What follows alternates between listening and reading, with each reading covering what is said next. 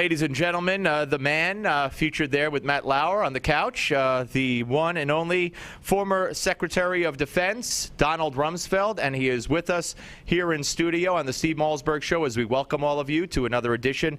Mr. Secretary, it is a pleasure to finally meet you. We've talked several times in the past. Thank you so much for coming in. Thank you. Good to be with you. And, of course, the book, Rumsfelds Rules, Leadership Lessons in Business, Politics, War, and Life. I hold that book up so the world can see it right here. We'll get to the book, certainly, but I do want to discuss, I know you didn't expect to talk about Benghazi or anything like that, but let's talk about some of the things that Matt Lauer brought up over there. And he said that back in October you had said that this is the president's responsibility, what happened in Benghazi. Of course, that was a month after or so after the attack itself. Knowing what we know now or what we don't know now, where does responsibility lie for this mess we're in with Benghazi, do you believe? Well, I think the first thing is the Department of State has the responsibility for providing security for people that it has around the world. The initial responsibilities with the local government, the national government of that country. But when it's obvious they can't do that, then it's the Department of State. And in this instance, the British consulate was so concerned about security that they pulled out. Our people asked for additional security and didn't get it.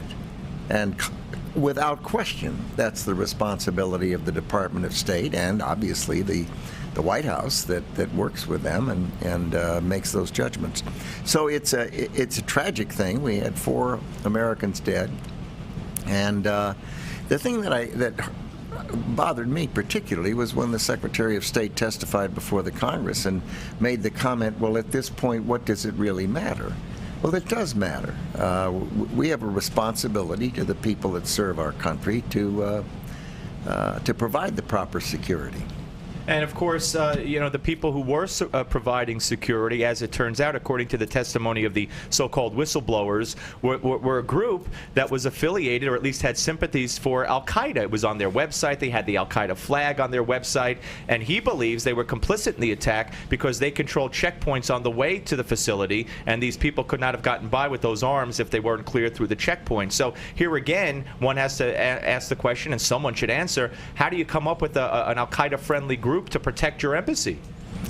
Well, I can't imagine. I think we'll know more as the hearings take place and as the members of the House and Senate ask proper questions and get to ground truth on it. When Dianne Feinstein says yesterday that they mentioned Hillary Clinton at that hearing, 36 times they mentioned her name. This is obviously an attempt to smear her name because she's going to run for president. Well, who else would they mention? Joe Namath? Yeah. I mean, it just seems like common sense. Hillary accepted responsibility when she testified, and now we have all these lingering questions. Indeed. No, I quite agree with you.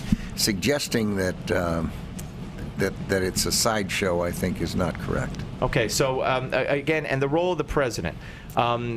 Secretary of State and State, we know, were involved in changing the talking points, 12 revisions. We know that the Chief of Staff of Hillary Clinton told Greg Hicks when Congressman Chaffetz comes to investigate in Benghazi, don't you talk to him. Mm-hmm. But the president, the White House is kind of escaping this. But does the buck stop in a situation like this with the President of the United States? I mean, is he ultimately responsible?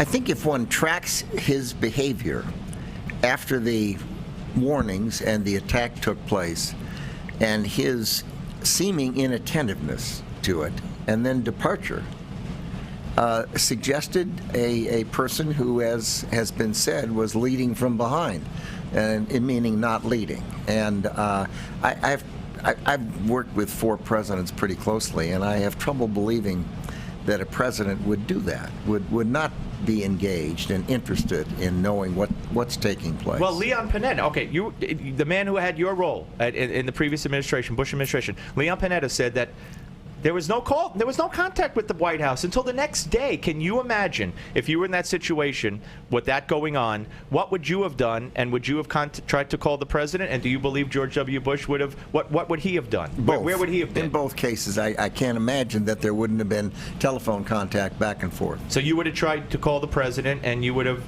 been communicating with him? It's hard to know, but from where we're sitting at a distance, it's awfully hard to believe that the president whatever president wouldn't have been engaged. Yeah, it is. Okay, we're talking to Donald Rumsfeld here on the Steve Malzberg Show. If this had been, sir, your administration, and things were panning out the way they're panning out right now with regard to Benghazi, 4 dead Americans, UN ambassador blaming something that wasn't the case, a video. And you know, he went to the UN well after the fact and still apologized for the video. He and Hillary made a video that ran in Pakistan on TV that we paid for, apologizing for the video. So it's not like they just did it with Susan Rice. They went on with this video scenario. If everything came down, if this was, the characters were Rumsfeld and not Panetta, and Bush and not Obama, and Secretary of State, help me out here. Yeah, right, Rice instead of Hillary Clinton.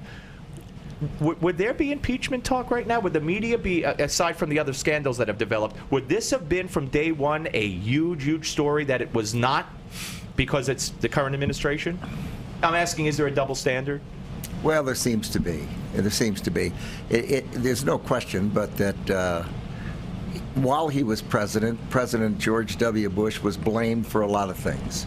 And since he left the presidency for the last 4.5 years, he seems to continue to get blamed for everything. Yes. But he did a good job as president. I think history will treat him well. And he certainly was a president who was interested and engaged and perfectly willing to make a decision. Yeah, and you know, the polls in the wake of the establishment of his museum, they did a bunch of polls on his popularity, and it's leveling that of the popularity of Barack Obama. It's gone way up since he left office. Is that a surprise to you? No, I think that's what happens. I mean, think of Harry Truman's popularity. He went out low, and over the years, people have gained a lot of respect for the presidency of Harry S. Truman. And the same thing with President Reagan. Reagan went out at a relatively low spot, and today, when people look back on it, they appreciate the strategic leadership he provided. I don't want to get in depth with it at all with any of the other scandals. It's not your forte. I'm not insulting you, but I don't want to bog you down with IRS stuff and all that. This was, of course, the defense related. But with the Justice Department scandal now and the IRS scandal, again, if this were any Republican administration, but specifically George W. Bush, or the way the media treated him and the way the left treated him, would we be hearing the impeachment word bandied about often as compared to the way we're basically not hearing it at all now?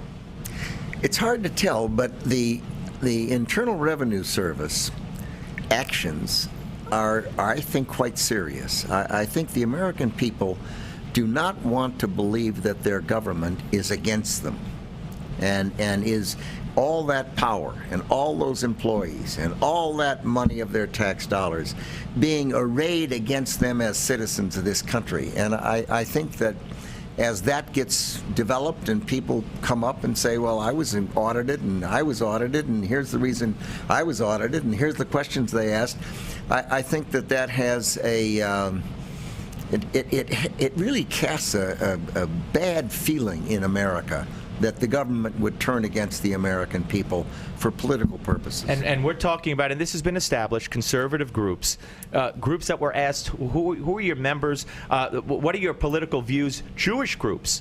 What are your feelings on the Middle East? I mean, questions that you can't even fathom. Now, you've been in that level of government, in the Congress and elsewhere, in the Defense Department, the administration, 4 presidents, as you said.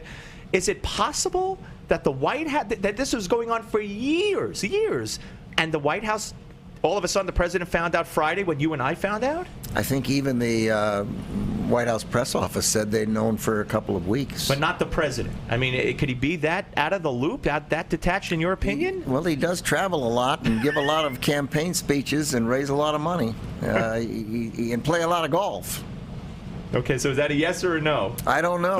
I don't know. We're talking to former Defense Secretary Donald Rumsfeld here on the Steve Malzberg Show. Rumsfelds Rules, Leadership Lessons in Business, Politics, War, and Life. Your last book was fantastic. It was wonderful. It was a different kind of book with all kinds of archives in the back to document everything you talked about. But this, a different kind of book. What made you write Rumsfelds Rules? Well, I started collecting words and rules and thoughts as a young man. My mom was a school teacher, and she suggested I write things down if I didn't understand them, and then look them up and keep track of them. And one day, President Ford heard me say something, and it was one of the rules that I'd collected, and he said, well, let me see those. So I had them typed up, and then he asked me to give them to the senior staff in the White House when he became president, which I did, and they kind of gained a life of their own, and I thought it would be kind of a good idea. People have asked for them over the years. People who succeeded me as White House Chief of Staff and in different positions. So I decided to sit down and develop some of the anecdotes and stories around the rules and make them available more broadly. And it's been fun. I've enjoyed doing it, and I've been pleased at the response people have given. Now talk about for those who don't know, the difference, how different are the rules for politics and the rules for business and the rules for war and the rules for life, or do they kind of meld and mesh together because good common sense rules are good common sense rules? That's true. I mean, for example, it might be Dwight Eisenhower who would say, if a problem can't be solved, enlarge it. Well, that would be applicable to a military person. It would be applicable to a president, but also to a businessman. And he also said something to the effect that the plan is nothing. Planning is everything. And of course, in the military, they say that a plan goes out the window with first contact with the enemy, and that's true in business competition as well. Probably so. Everything, absolutely. Your competition has a brain. The best laid plans of man, and that expression, absolutely. They watch what you do.